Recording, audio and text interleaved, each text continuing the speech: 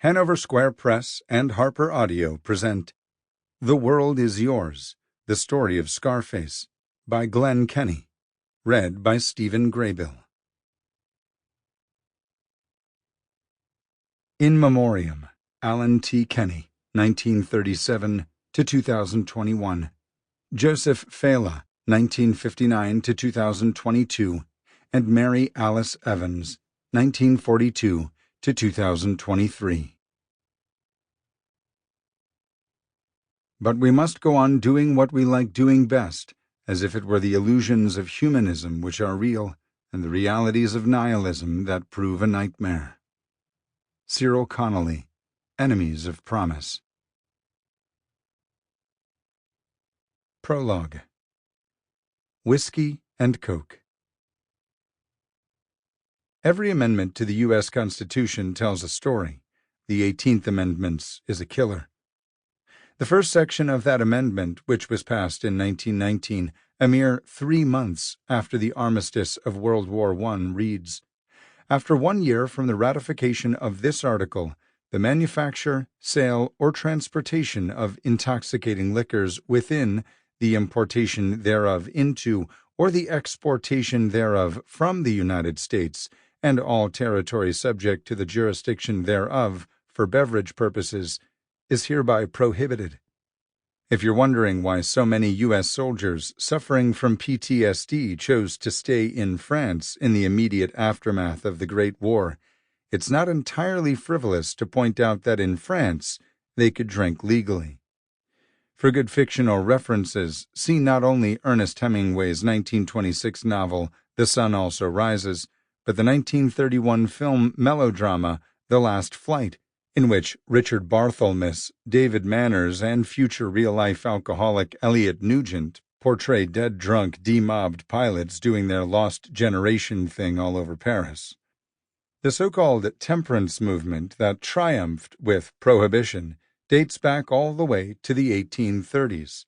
Among its engines were the Church of Latter-day Saints and the Young Men's Christian Association. Its philosophy, distilled to an essence, was that alcohol abuse was a moral failing, and that morality could indeed be legislated. In the post-Prohibition 20th century, that view was supplanted by the notion that alcohol addiction is a disease, even, of course, as consumer culture arguably continued to normalize alcohol abuse. In any event, if alcohol abuse at the turn of the 19th century was killing our menfolk, women, domestic workers, or one-time domestic workers for the most part were among the most vociferous temperance leaders. By turning them into sodded layabouts, Prohibition killed in different ways. Murders and suicides went up. One is shocked that according to statistics of the time, only 1,000 persons a year died from drinking poisoned alcohol. Casualties from bathtub distilled gin, it would seem, had to be greater in reality. What the 31st U.S. President, Herbert Hoover, dubbed a great social and economic experiment was a failure almost from the get-go.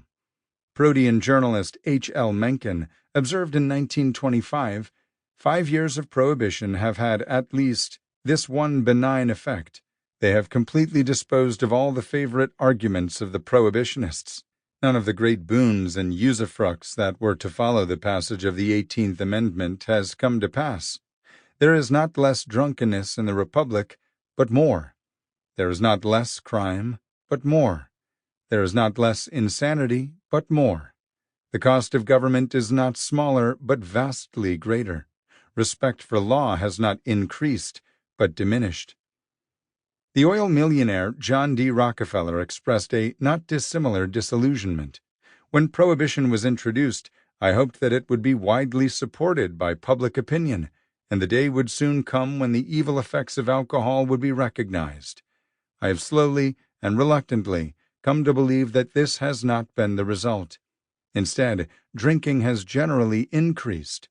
The speakeasy has replaced the saloon. A vast army of lawbreakers has appeared.